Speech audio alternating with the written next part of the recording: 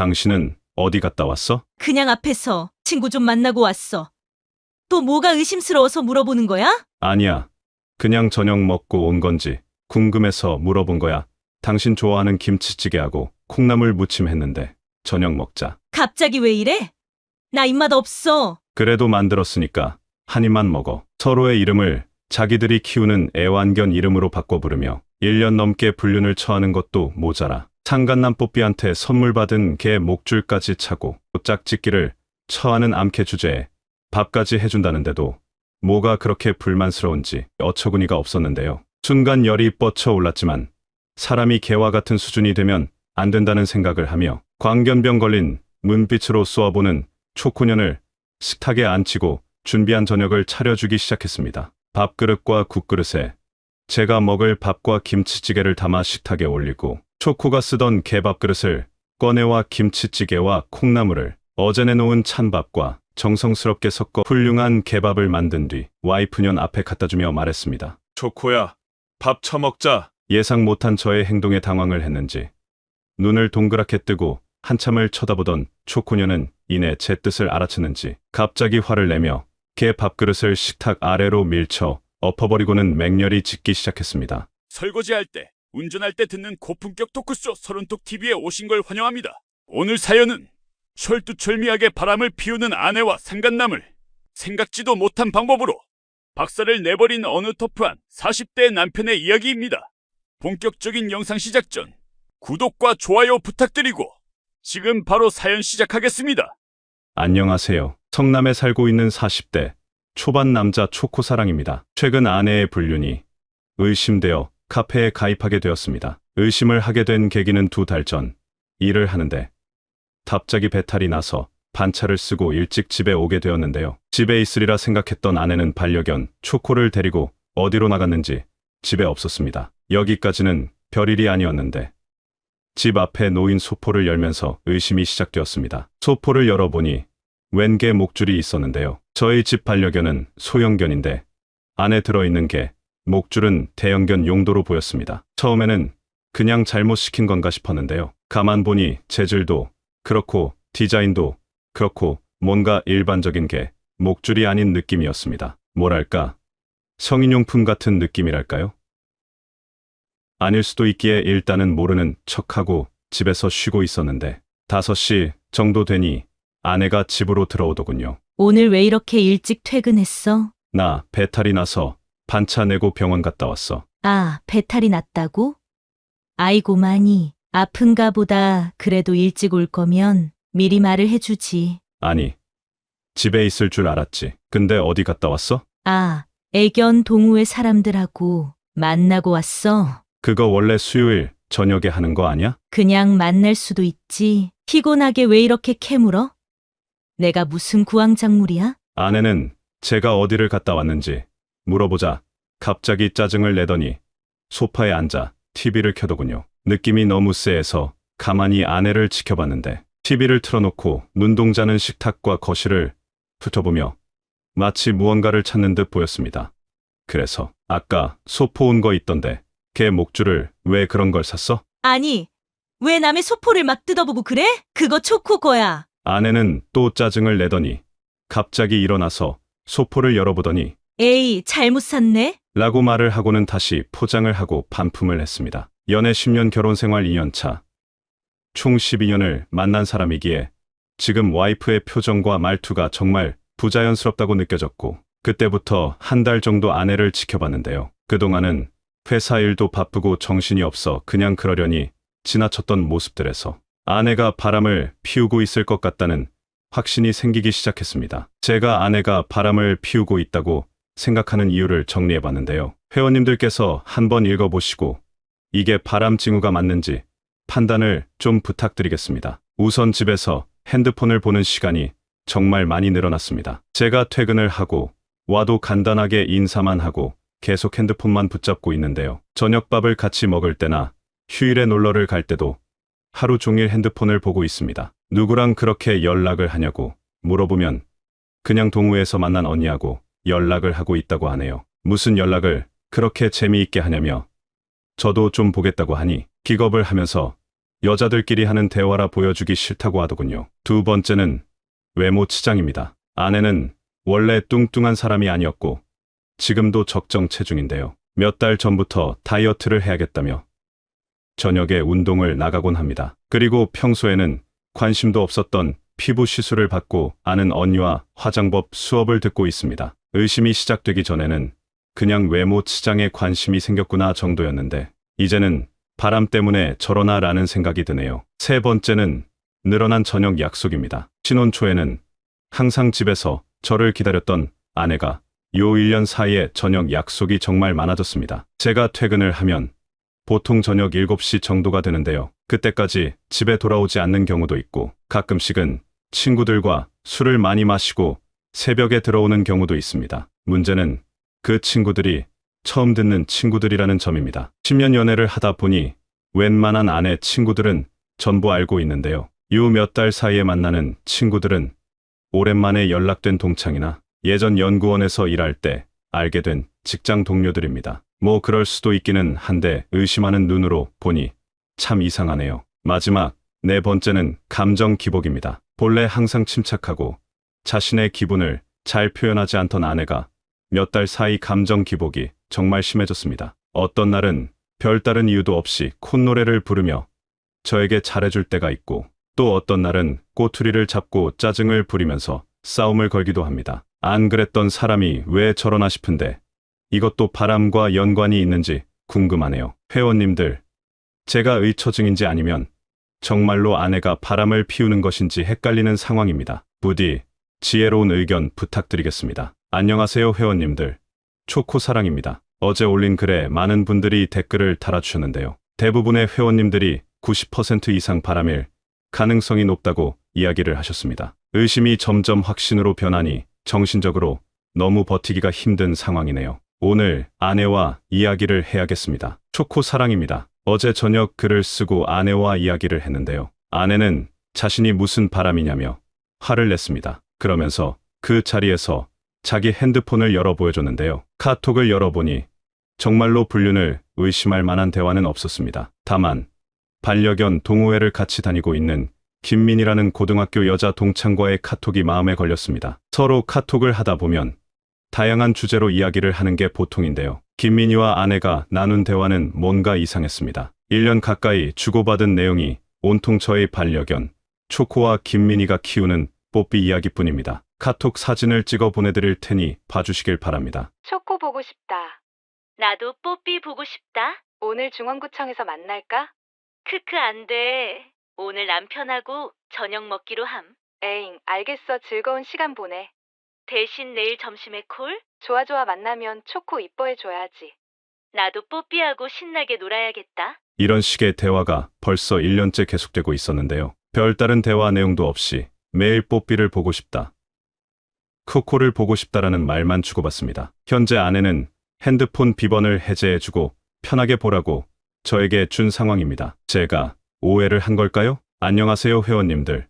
초코사랑입니다. 2주 전 글을 쓰고 많은 회원님들이 불륜의 정황은 충분한데 마땅한 증거가 없다는 게 이상하다며 일단은 더 이상 말을 꺼내지 말고 지켜보라고 하셨는데요. 사실 아직도 아내의 불륜 가능성이 믿기지 않아 아내에게 조심스럽게 요즘 외출이 너무 잦고 술자리에서 밤늦게 들어오는 날이 너무 많다며 외출을 조금 자제해달라고 이야기를 했는데 도무지 대화가 되지 않았습니다. 아니, 당신 요즘 진짜 왜 그래? 의처증이야?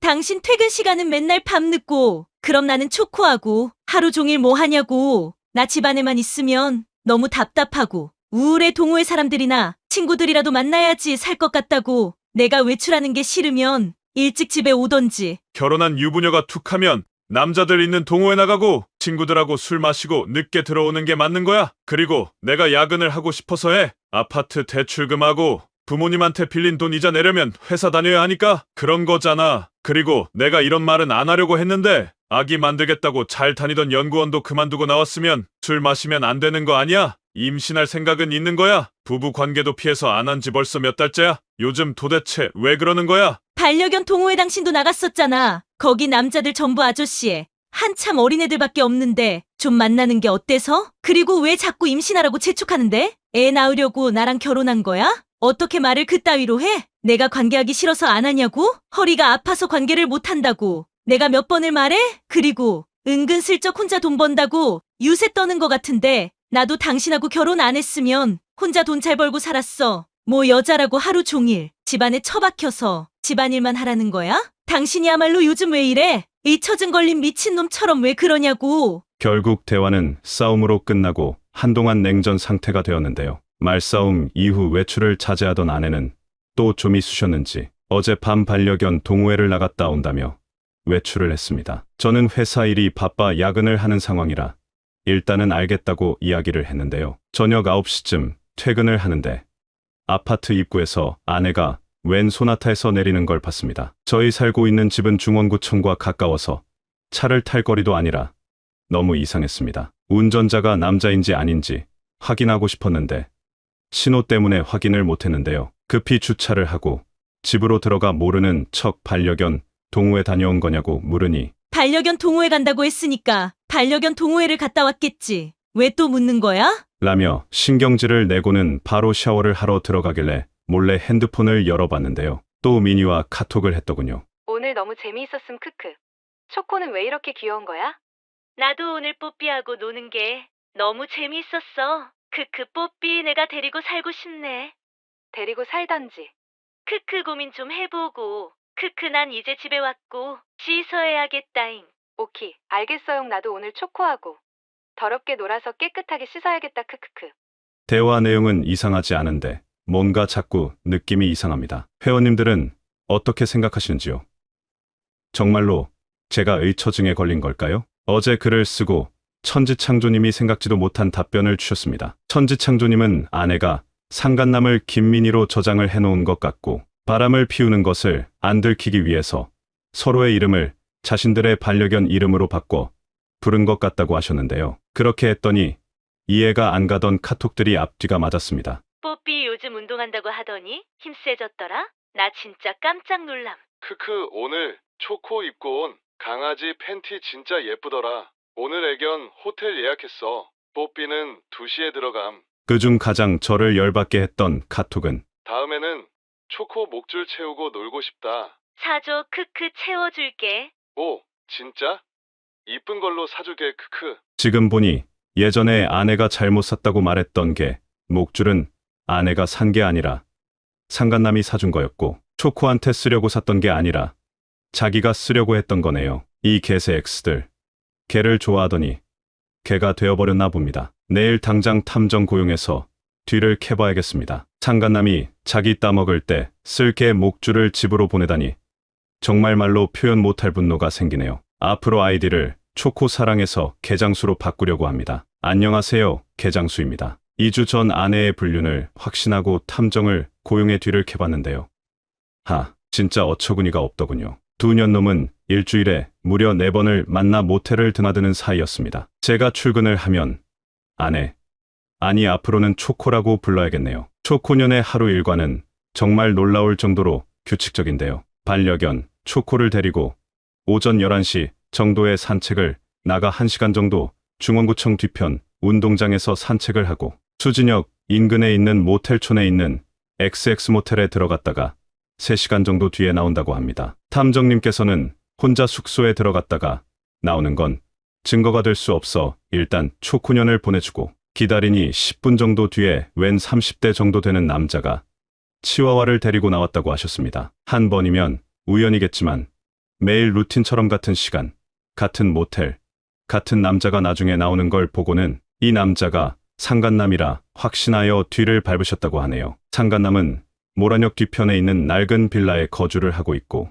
다행히 집 주소까지 확인을 할 수 있었다고 하셨습니다. 그러면서 그 남자의 사진을 보여주셨는데 얼굴 보고 한숨이 절로 나왔습니다. 반려견 동호회 회장이더군요. 개를 너무 좋아해 무슨 반려견 협회의 부회장을 하고 있고 나중에 유기견 보호소를 차리는 게 꿈이라며 해맑게 웃던 새끼. 그렇게 개를 사랑한다고 하더니 결국 개하고 짝짓기를 하네요. 소송에 필요한 확실한 증거는 구하지 못했지만 끝까지 노력해주신 탐정님 덕분에 상간남 새끼, 앞으로는 뽀삐라고 부르겠습니다. 뽀삐의 집 주소까지 알게 되었는데요. 탐정님은 확실한 증거를 못 찾은 게 너무 죄송하다며 두 견공들이 행동하는 게 굉장히 철두철미했다고 하셨습니다. 아마 둘 중 하나가 상간소송에 지식이 있는 사람일 가능성이 높다고 하셨는데요. 특히나 아내가 핸드폰을 오픈해줬다는 이야기를 하자 불륜 배우자가 핸드폰을 오픈하는 건 배우자를 속일 수 있다는 자신감이 있기 때문입니다.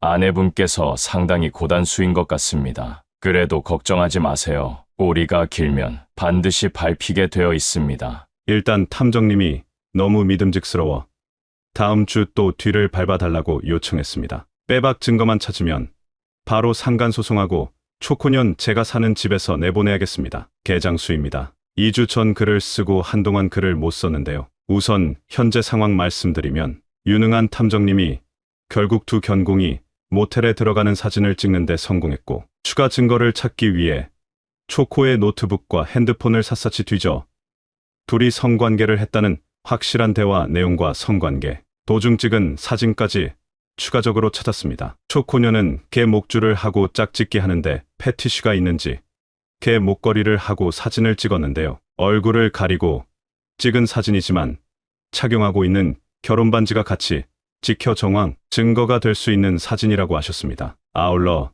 둘이 규칙적으로 다니던 모텔의 CCTV 확인 요청을 했고 시간차는 있지만 둘이서 같은 호실에 들어가는 영상도 확인을 했습니다. 살고 있는 빌라는 등기부등본을 확인해 보니 뽀삐 명의가 아니었는데요. 우편물 확인해서 거기에 살고 있는 걸 확실히 확인했습니다. 오늘 오전 변호사 선임해서 상간소송 위임하고 돌아왔고요. 이혼 소송은 안 합니다. 아니, 못합니다. 아파트 분양 때문에 아직 혼인신고를 안 하고 살고 있었는데요. 이사하고도 일이 바쁘고 귀찮아서 안 했던 혼인신고가 이렇게 신의 한 수가 될지 몰랐습니다. 이제 초코년 뽀삐가 살고 있는 집으로 분양 보낼 준비해야겠습니다.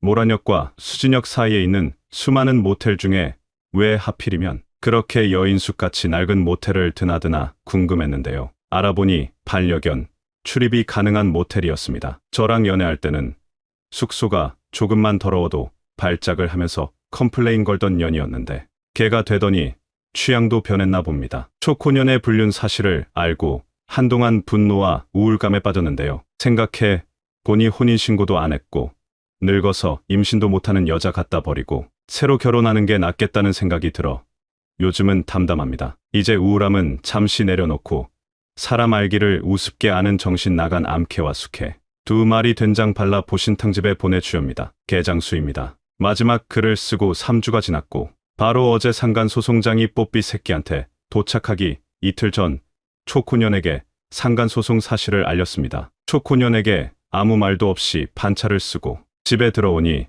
초코년은 평소 루틴대로 뽀삐와 짝짓기를 하러 나갔는지 또 집에 없었는데요. 이제는 정말 짝짓기에 정신이 나가버린 건지 초코까지 집에다 내버려두고 나갔더군요. 어떻게 하면 복수를 제대로 할 수 있을까 싶어 생각을 하다가 초코를 빼앗기로 마음을 먹게 되었습니다. 집 근처 애견 호텔에 연락을 해서 초코를 맡기고 집으로 돌아왔고요. 초코년의 옷가지와 생필품 몇 개를 이마트에서 미리 가지고 온 라면 박스에 대충 쑤셔넣고 퀵서비스를 불러 뽀삐 사는 집으로 보냈습니다. 그런데 짐을 싸던 도중 정말 열받는 진실을 알게 되었는데요. 초코년 피임약을 먹고 있었습니다. 임신하겠다고 잘 다니던 직장까지 때려치우고 집에서 퍼질러 놀더니 하라는 임신 준비는 안 하고 몰래 피임약 처먹으면서 뽀삐하고 짝짓기를 하고 있었네요. 너무 화가 났지만 그래도 10년 넘게 사랑했던 여자이기에 마지막 제 마음을 보여주고자 손수 저녁을 만들었습니다. 초코년이 사람일 때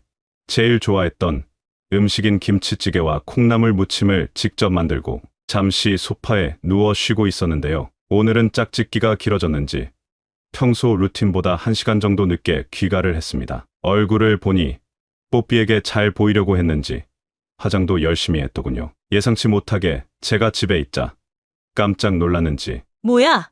언제 집에 왔어? 난 방금 왔지. 왔으면 왔다고 말을 하지. 당신은 어디 갔다 왔어? 그냥 앞에서 친구 좀 만나고 왔어. 당신 좋아하는 김치찌개하고 콩나물 무침 했는데 저녁 먹자. 갑자기 왜 이래?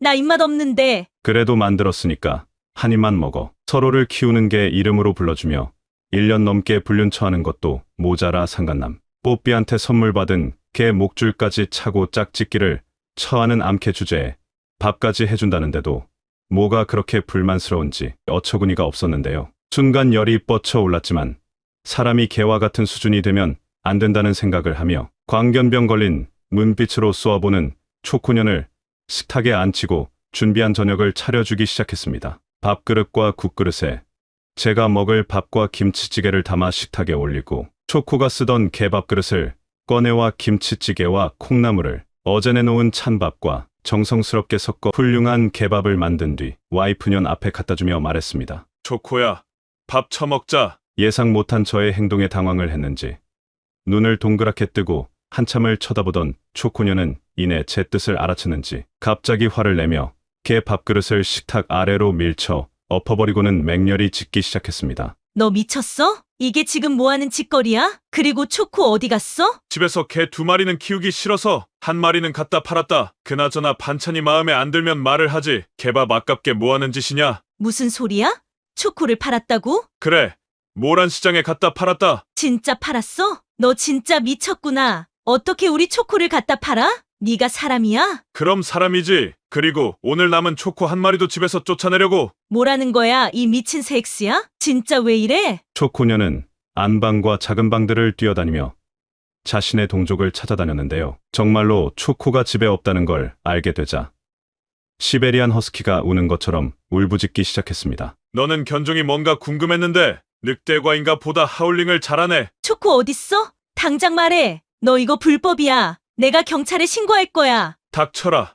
기억 안 나냐? 초코 내 돈 주고 내가 산 게다. 내가 내 돈 주고 산 거 내가 팔았는데 뭐가 문제야? 한참을 미친 사람처럼 울던 초코는 이내 저를 죽일 듯한 표정으로 노려보며 말하더군요. 왜? 뭐가 문젠데? 도대체 요즘 왜 이래? 진짜 정신병자 된 거야? 정신병원에 넣어줄까? 저는 아무 말 없이 준비했던 뽀삐와 초코의 즐거운 데이트 사진을 꺼냈습니다. 초코는 잠깐 당황한 듯 사진을 뚫어져라 쳐다보더니 이게 뭐가 문젠데? 동호회장하고 밥 몇 번 먹은 게 그렇게 문제야? 내가 이 사람하고 숙소를 갔어? 뭘 했어? 그리고 너 나 미행한 거야? 이제 의처증에 걸리더니 이제는 스토킹까지 하는 거야? 진짜 소름 끼친다. 밥을 처먹으려면 밥만 처먹지. 손은 왜 잡고 다니는 건데? 그리고 이것도 봐라. 저는 핸드폰을 꺼내두리 주고받은 카카오톡을 보여주기 시작했습니다. 오늘 초코가 선물해준 목줄 해줘서 너무 행복했어.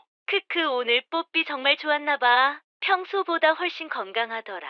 크크 초코도 목줄하는 게 마음에 들었는지 평소보다 더 크게 울던데. 맞아, 그런가 봐. 다음에 목줄 또 해봐야겠어. 초코녀는 역시 예상대로 자신만만한 목소리로 반박을 하더군요. 이게 뭐? 미니 뽀삐하고 초코 이야기한 건데 뭐가 문젠데? 저는 아무 말 없이 초코년이 속옷바람에 개 목줄을 하고 찍은 사진과 모텔에서 드나드는 사진을 보여줬습니다. 자기가 봐도 할 말이 없는 빼박 증거가 나오자 객검을 씹은 것처럼 조용해지더군요. 네 옷하고 뽀삐가 좋아하는 네 빨간 팬티까지 내가 이쁘게 정리해서 뽀삐 집으로 보냈다. 넌 이제 파양이다. 앞으로는 뽀삐네 집에서 살아라. 그리고 상간소송도 했으니까 빨리 가서 뽀삐하고 상간소송 준비하렴. 그리고 임신하기 싫으면 그냥 임신하기 싫다고 하지. 뭘 피맥까지 처먹고 살았냐. 으휴. 모든 비밀이 들통나자 초코는 광견병에 걸린 것처럼 새빨개진 눈으로 한참을 노려보더니 그렇게 집을 나가버렸는데요. 글을 쓰는 지금까지도 속이 너무 시원해서 콧노래가 절로 나옵니다. 변호사에게 물어보니 상간 증거는 확실해서 거의 100% 승소 예정이고 사실혼 관계의 혼인, 기간도 짧아서 재산 분할도 쉽게 될 거라고 이야기하시더군요. 앞으로 시간 나면 또 글 쓰도록 하겠습니다. 그동안 많은 조언과 격려해 주신 회원님들에게 진심으로 감사드립니다. 개장수입니다. 4일 전 뽀삐에게 상간소송장이 도착했는데요. 오늘 뽀삐에게 장문의 문자가 왔네요. 제가 정말 죽을 죄를 지었습니다. 하지 말았어야 했는데 한순간의 감정을 이겨내지 못해 남편분에게 너무 큰 죄를 지었습니다. 너무 큰 죄를 지었기에 당연히 그에 합당한 위자료를 드리고 싶은데요. 정말 죄송하게도 저는 현재 아르바이트를 하면서 하루하루 겨우 살아가고 있는 상황이라 말씀하신 위자료 2천만 원은커녕 변호사도 선임할 능력이 안 되는 사람입니다. 염치 없지만 부디 선처 부탁드리겠습니다. 이 미친놈은 2천만 원도 없는 놈이 유부녀를 건드렸네요. 일단 어떻게 엿먹일지 고민 좀 한 뒤에 만나봐야겠습니다. 그나저나 초코는 무슨 생각으로 얘랑 짝짓기를 했던 걸까요? 안녕하세요. 개장수입니다. 일주일 전 상간남, 아니 상간견 뽀삐를 만났습니다. 초코하고 떡치고 다닐 때 보여준 신나는 표정은 어디 가고 보신탕집 앞에 묶여있는 누렁이 마냥 죽을 상을 하고 있더군요. 저를 보자마자 달려나와 고개를 숙이며 죄송합니다. 죄송합니다를 연발하길래 그만하라고 했습니다. 정말 죄송합니다. 제가 너무 큰 잘못을 했습니다. 하지만 보상을 해드리고 싶어도 해드릴 수 있는 게 전혀 없습니다. 염치 없지만 제발 한 번만 용서해 주시면 안 될까요? 제발 부탁드립니다. 닥쳐라 뽀삐야. 사내 새끼가 불알 달고 태어났으면 자기가 선택한 일에는 책임을 지는 게 당연한 거다.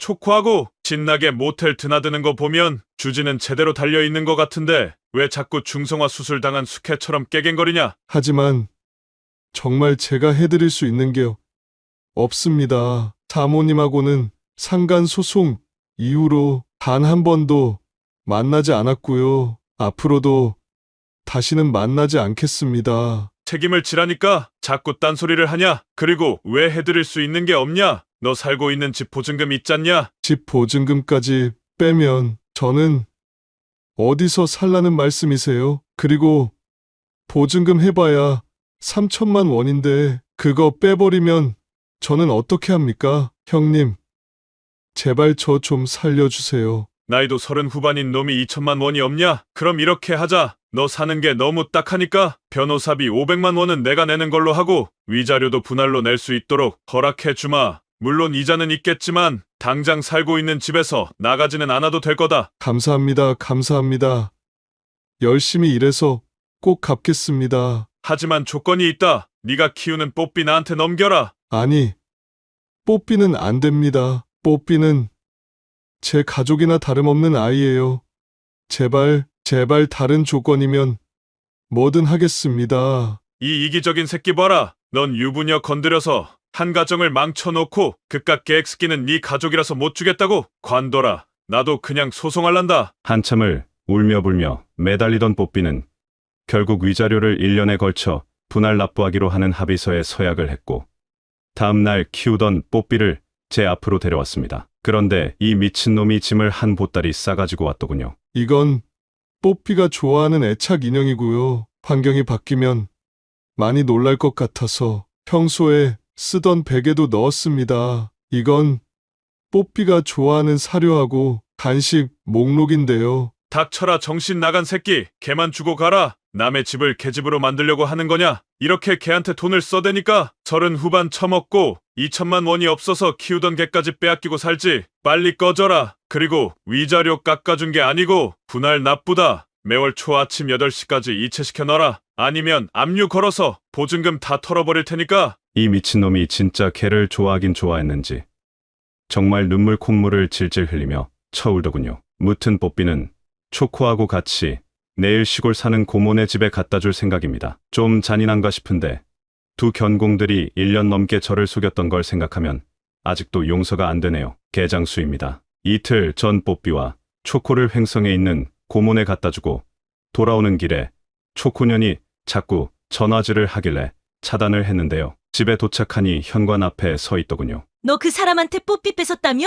갖다 버린 계획 스키가 자기 발로 집을 찾아왔네. 하얀 마음 백구냐? 할 말 없으니까 꺼져라. 넌 파양이라니까? 네가 사람이야? 어떻게 가족을 빼앗아? 너 뭐야?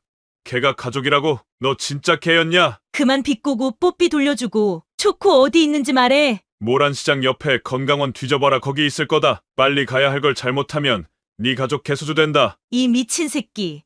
너랑은 무조건 이혼이야. 정신 차려라. 우리 혼인신고도 안 했다. 순간 할 말을 잃었는지 초코녀는 씩씩대며 집으로 돌아갔는데요. 참 진짜 왜 저러고 사는지 이해가 안 됩니다. 아마 조만간 재산분할 이야기가 나올 것 같은데요. 기다렸다가 정리되면 또 글 쓰겠습니다. 감사합니다. 개장수입니다. 마지막으로 글을 쓰고 정신 차려보니 9개월이 지났네요. 일단 저는 돌싱이 되어 살고 있습니다. 전처는 예상대로 재산분할 소송을 걸었는데요. 혼인 기간도 짧고 아파트 명의와 분양대금 대부분이 저희 집에서 준 돈이라 전처가 가지고 간 건 혼수에 쓴 돈 정도였네요. 장모님과 장인어른은 전처가 무슨 거짓말을 했는지 전화가 와서는 인생을 그렇게 살지 말라고 화를 냈는데요. 짜증나서 전처가 바람을 피워서 이혼한다고 하니 어버버거리더니 전화를 끊더군요. 원래는 가전제품을 전부 전처한테 돌려주려고 했는데요. 빌트인 되어 있는 가전제품이 많아